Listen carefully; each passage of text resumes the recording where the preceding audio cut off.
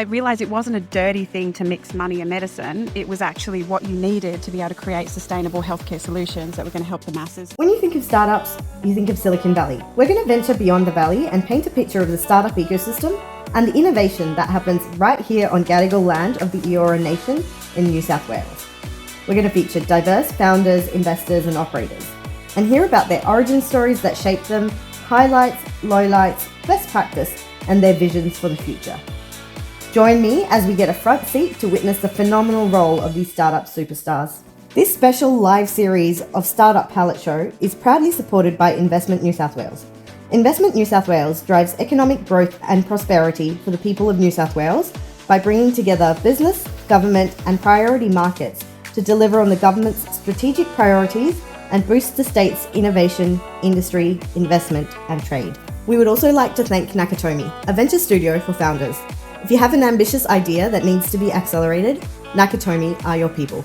They'll help you scale your business faster than you can on your own by providing you a best-in-class in-house team of strategists, designers, and engineers to help you validate, develop, and launch your bold ideas with confidence and imagination. If you have a promising pitch, reach out and say Nice 2 sent you.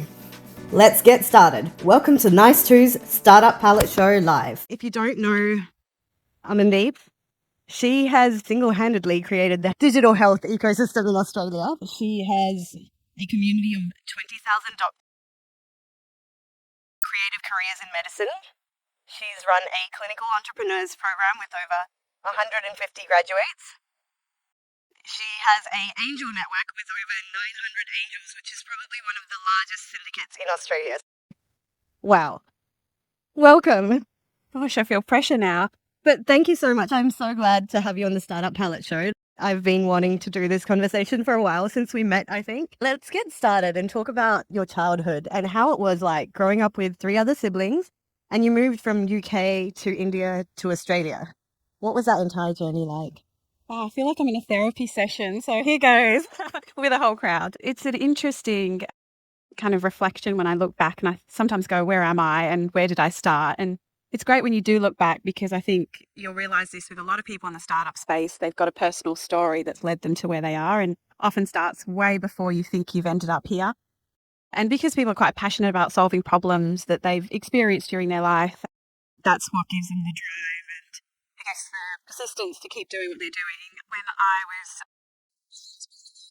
spent 5 years living in India and I was in a small village where, complete contrast to my life here, where I think I started to first get exposed to the value of health. And I think that's how I ended up in healthcare. When you see families have 10 children because they hope 5 of them survive, that's the kind of environment that you are exposed to. And you never know when you wake up every day which kid in the village is not going to be able to play with you any longer because they're not here. I think I really understood back then the value and the importance of taking care of people, of making sure that people had safe water, that they got access to basic things like vaccines. I remember the kids used to fight over who would get to go to the vaccination clinic. So different to our anti-vax kind of community here in Australia. But that was a real thing. It was a privilege to get vaccinated. And so I realised very basic things, like we'd all deserve to have access to basic healthcare services. So I think that was what first drove me. Yes, I want to get into caring for people. And I don't think I had any of the entrepreneurial flair when I was back then, but that sort of came later when I was a teenager. But yeah, it all started from there. And your mum was a nurse. Is that something related to why you leapt into healthcare? Interestingly, I think I had that passion before she went and did nursing. I watched her struggle to get access to education as well, which was another big passion area for mine because I think education changes people's lives. I think you can help people transcend levels of poverty through education. I watched her struggle to get access to basic school education and then she decided she wanted to be a nurse and had to quickly upskill to get to nursing school. And when I saw the change of somebody who was effectively uneducated to suddenly being a nurse, and being a nurse allowed her to come to Australia because Australia was looking, it was an area that they needed migrants to come and fill spots. It allowed her to come here. It allowed me to get a medical degree here. And all of that spurred me on to say, look, health and education are the 2 most important things that I've seen in my life that have changed things for me. And I want to be able to give back and I want to get as much education as I can, constantly keep studying, constantly want to learn more. But yeah, I think it's all been influenced by those little things along the way. What led you to transition from healthcare to the startup space? And not that you've left healthcare space. She's also currently a GP as well as everything else she does. Amazing. But Thank you. I think I always had that entrepreneurial spirit, but I didn't really tap into it or notice it. I think I was 14 maybe, and I got a job at an ice cream shop, and we used to have these competitions about who could scoop the best scoop of ice cream. And the winner was the person who could put the most air inside the center of the scoop, because obviously that means that you're selling less ice cream. And my boss was like, you are like super scooper and you got this business flair, I think, because you know how we make money. And he promoted me to manager at 14 and I was bossing around people that were much older than me.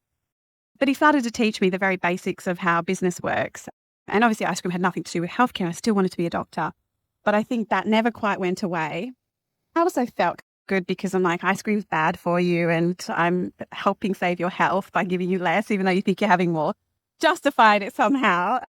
But over the years, I kept being drawn back to the business of healthcare. And I justified it in my mind because I realized that every decision that we made in healthcare always came back to the dollar as well. So it doesn't matter how altruistic you are and how much you want to save the world, with whatever endeavors it is, money makes the world go round. And whether it's philanthropy, whether it's you're on a not-for-profit, whatever it is, you still need to fundraise, you still need to try and get grants. And so I realized it wasn't a dirty thing to mix money and medicine. It was actually what you needed to be able to create sustainable healthcare solutions that were going to help the masses. So I started to see ways that I could mix the two and actually have a greater impact. I think this is something a lot of founders need to think more about, especially if they're saying they're creating an impact business. It's still a business and they need to balance the commercial and the impact. What led you to build a telehealth system in the Philippines and what was that experience like? Yeah, so random. People ask me, they're like, are you Filipina? No connections really. So I was building a telehealth business here in Australia, and it was an interesting experience because I was doing a startup within a corporate. So it's great because you don't have to go out and fundraise because somebody, and this, I was lucky it was Telstra, gives you capital and you get to build what you want to build, except you get to build what they want you to build. So it comes with strings. But I had this really great opportunity from some people that I met, and they said, have you ever thought about building what you're building here, but in a country where the need may be greater or access to healthcare is a bigger problem or you have a bigger market? I thought that can't be that hard. Like, obviously, you need to customize some things. You need to think about your different access to technology or how you're going to market or who are going to be your customers. And so that one thing led to another. And the original investors of that business were from the oil and gas industry and they had connections into the Philippines. So that's how we ended up there. But it was fascinating because I think originally we thought, just lift and shift what we're doing in Australia and take it to another country and away you go. But there were very nuanced things that we needed to change. Just to give you an example, it's a deeply Catholic religious country. We had a whole section on women's health in which we'd talk to people about contraception, and they were like, oh my God, we need to rethink this, to scrap that module and rewrite it because you couldn't go out giving pill scripts to everyone. So it was just those little things that we started to realize that culture plays a huge part. We did a similar sort of thing with a telehealth business in the Middle East. And again, had to think through, there are women who are accessing this service because they can't leave the home, because they don't have somebody with them to take them to a doctor. So we've got to think about the cultural kind of context in which we're delivering care to them.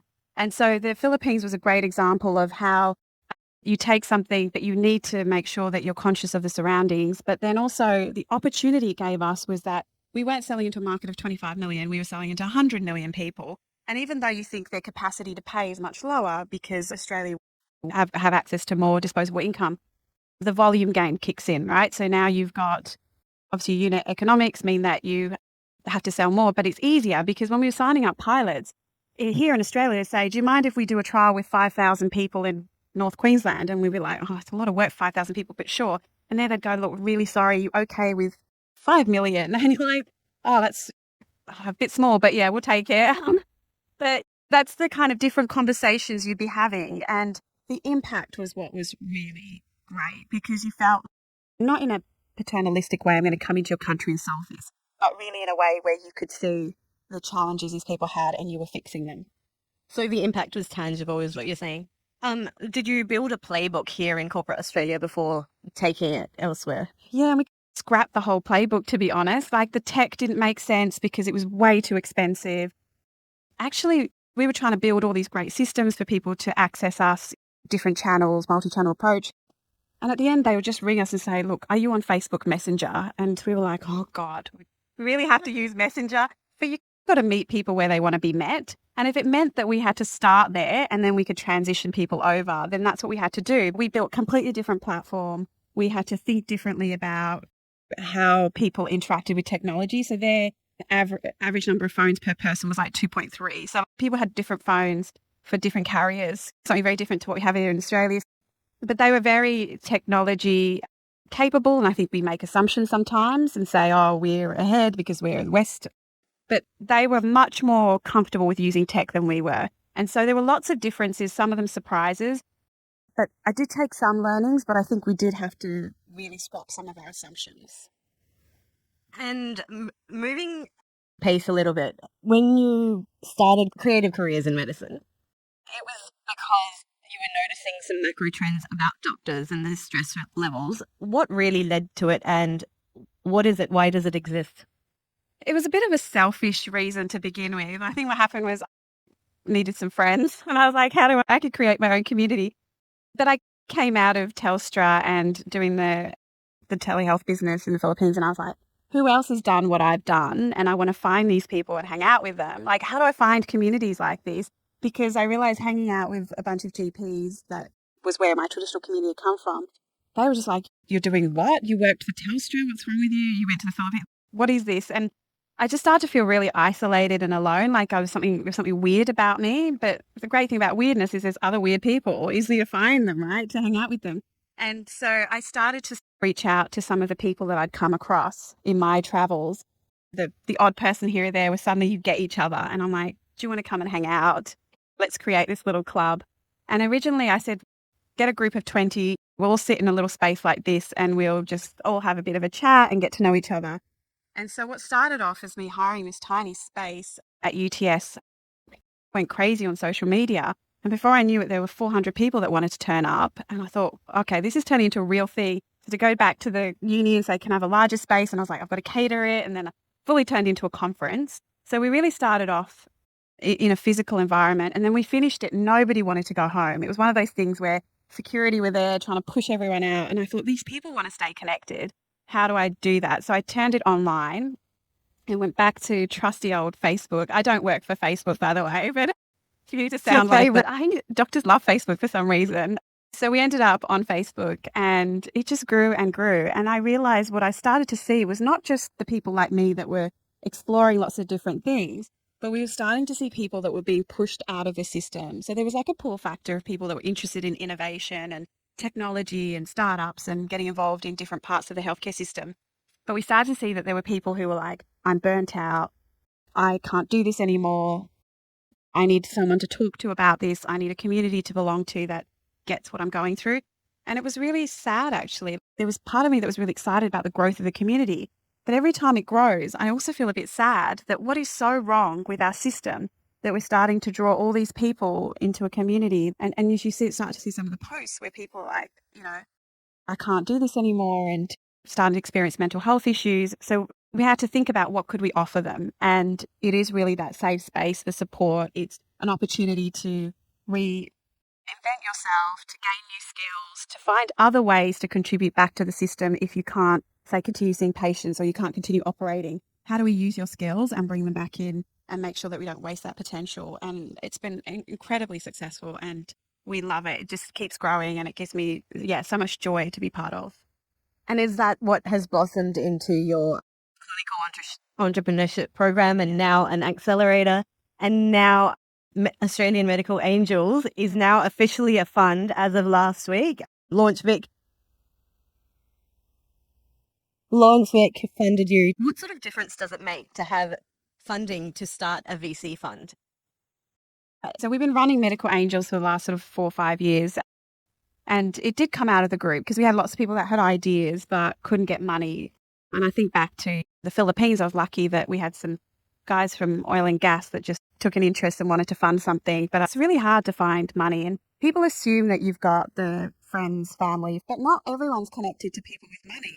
And we started to think about where is there money in the system to help these people, and realised doctors get paid pretty well in Australia, and we're looking at them buying their Teslas and their second properties, and we're like, they need another outlet. We pitched this idea, and my co-founder B was running a group, an investment group, talking about investing with doctors. And we went to them and said, how would you like to invest in the future of healthcare, where you're not just buying extra things for the sake of it, but you're actually putting an investment into something that you might use in the future. And they got really excited about that. And we started off with a few investors, and now it's over 1,000 investors and over $15 million we've invested over the last few years. And so it's early stage money. It's just to get people off the ground often. But it's a difference between life and death for some startups that don't get access to capital from anywhere else. It's hard in Australia because we don't have a very developed and mature VC market in health. So in the US, for example, in Europe, they're so developed that you can have a VC fund that just focuses on one condition in healthcare. And here you can't even get one, like a fund that just focuses on health. Even otherwise, most of the funds are generalist funds. We've got groups like Brandon Capital, which are very good in the therapeutic space and cover that very well. And there's a few others like them. I think what we do uniquely is we do focus a lot on the digital and devices. So we don't tend to do as many drugs, but there's not a lot of groups for digital health startups to go to. I think also it's very hard sometimes to explain to sector agnostic sort of funds the value of your product. It's sometimes so much easier to go to someone who understands the problem. Like when people pitch to us, we're like, skip the first half of your pitch deck because we don't need to know how big diabetes is in the world. Like we already know, we live and breathe it. Just get to what you're going to do to solve it. And it's just like a breath of fresh air for them because they're like, we can spend so much more time on telling you how great our solution is and not on explaining what is the original problem. And so I think having that unique perspective has really attracted a lot of people to us. I think what we've been doing, like I don't come from a lot of money, I don't come from a lot of privilege. And so I didn't have a bank of mum and dad sitting there or anything that I could use to seed this fund. Like the money from the syndicate came from other people willing to give, and we have really just been facilitators of that. But the next step to actually set up a fund is very expensive. Like even the legal fees, people quoting you 150, 200 grand. Who has that just sitting around to go, I'll do that tomorrow? So I think Apparently doctors. no, actually, that's a business idea. I just got them to fund it. But the good thing is that you have done to realise that there needs to be some stimulus to get more diverse investors into the ecosystem, and to get that diversity, you need to find ways to support them. Otherwise, our investors all end up being a certain type of people, and then they invest in founders that are like them. You're speaking my language, and you've also been part of several initiatives to drive more inclusivity, not just in the healthcare space, but the startup space as well. Tell us more about the industry reference group and some of the learnings, and also the outcomes if we reach that truly inclusive space. It was one of the most beautiful things that I got to work on. This was with New South Wales government, where we were looking at trying to promote women's entrepreneurship and looking at some of the barriers and I guess the real ecosystem challenges for women to flourish in building great businesses. And we spent a lot of time with a stellar group of people from private, public sector, from all walks of life, universities, people with commercialization experience, venture experience, sitting around a room, really dissecting what are the challenges facing women representation in entrepreneurship. We were thinking about setting up a fund specifically for women, and it was going to be government supported and led. But I think as we spent time looking at all of that, we realized it was bigger than just here's some money and only give it to women. That's not going to solve the problems. And the more you dug into it, the more you realize that, oh my God, that happens because this happens. And you have to go all the way back to where does it start? So we started to say, okay, women don't get funded because they're often pitching to male VCs. Okay, all right, so women VCs. But then you realize that LPs are mostly male who are investing in venture funds led by men. And then you're like, okay, where are the LPs getting their money from? And then you just keep going back and you're like, okay, at some point we have to find what is the root cause of all of this. And it did feel overwhelming. Like, how do we solve this? And it wasn't just women. I think what came out of it was also the intersectionality of when you look at I think it was in 2022, it was like 0.7% of venture funding went to women-founded businesses. But if you then looked at women who were from a diverse cultural background or from Indigenous background, I mean, you'd be in the 0.0 something percent. 0.03%, I There think. you go. You've got the number. I was like, can't be that low. That's the stuff that really hurts me because I think, I've seen these women build businesses and they're incredible. And they can't even just get to that first hurdle of get somebody writing them a check. And it's often because there's a lot of assumptions made about all the challenges they're going to face. And people go, I've never really seen someone like you. So how can I invest in something that I've never seen, get to the other end and be successful? And I think Canva's done a great job and there'll be other companies that will. But we haven't got to the critical mass yet for people to go, okay, I'm going to put you on a level playing field and not look at your gender or your cultural background and just invest in you. We've still got a while to go till we get there. But I definitely think it helps having people like you pave the way for all of us here. What is your vision for the future? God, that's a huge question. Personal, professional, or global? Look, for me, it is about that inclusivity. I think I have been very blessed. Like, I've not come from a position where I felt like I've had privilege in many parts of my life. And I've been able to get to where I am for a number of reasons because there have been some incredible people around me, mentors who've just saw something, believed in it, who've gone, we're going to ignore where you come from, what color you are, what gender you are, and we're just going to support you. And actually, some of my greatest mentors have been men. So this isn't like a male bashing thing. I think men have been instrumental in paving the path, finding the right people. But I'd love a world where it didn't matter that you spoke with an accent. It doesn't matter what your age is, or you could be 60 and having a startup. I'd love for people to just be measured on their merit and what they're bringing to the world and what impact they're going to have. I won't talk about all the things I want to fix in the health system, but another panel. But I think just having that inclusivity, having that level playing field where everybody gets a shot at it, because I've just been so lucky to get to where I am and I feel like anybody can do it. I think that's so beautifully said because we all need to walk together regardless of where we come from or who we are and what we're feeling for. So, yeah, I would love for that to happen as well. Speaking of yourself, how much of your life did you create, curate, or chance upon? It's interesting. I was like, chance, of course. Or like, that's not even a question. But you were like, no, think about it. It's like, that's not the right answer. I didn't say that's not the right answer. You were like, think about it. I got the look. I'd like to say that I just happened to be in the right place at the right time. But what I've also realized is you create the right place at the right time. And I've been a yes person. So no matter what someone's thrown at me, I've gone yes. They go, do you want to go to the Philippines, set this thing up? I don't think about all the reasons why I can't do it. I will say yes and then freak out later and go, that was the stupidest, dumbest idea, but let's do it. And then I can't go back. So I think it's been, there's definitely been a level of curation. And I think part of it is, surrounding yourself by people who motivate, inspire you. Like, I always want to be around someone I'm learning from, and which then forces you to be in situations where you're not comfortable. So don't go for the thing that you always go for. Go for the thing that you're like, I would never see myself doing that, because you never know. That might be where you're meant to be and you might learn something that changes your whole life. Incredible. Thank you. And what a wonderful way to end. Push yourself out of your comfort zone. Thank you so much, Amandeep. Thanks for tuning in to the Startup Power Show. If you had a blast listening to this episode, come on board and join our incredible cheer squad. Spread the startup love by sharing the episode with your friends, leave us a review, or drop us your valuable feedback, comments, or burning questions. Stay tuned for our next episode, where we'll shine the spotlight on another startup superstar. I'm Preeti Mohan, and I look forward to seeing you next time.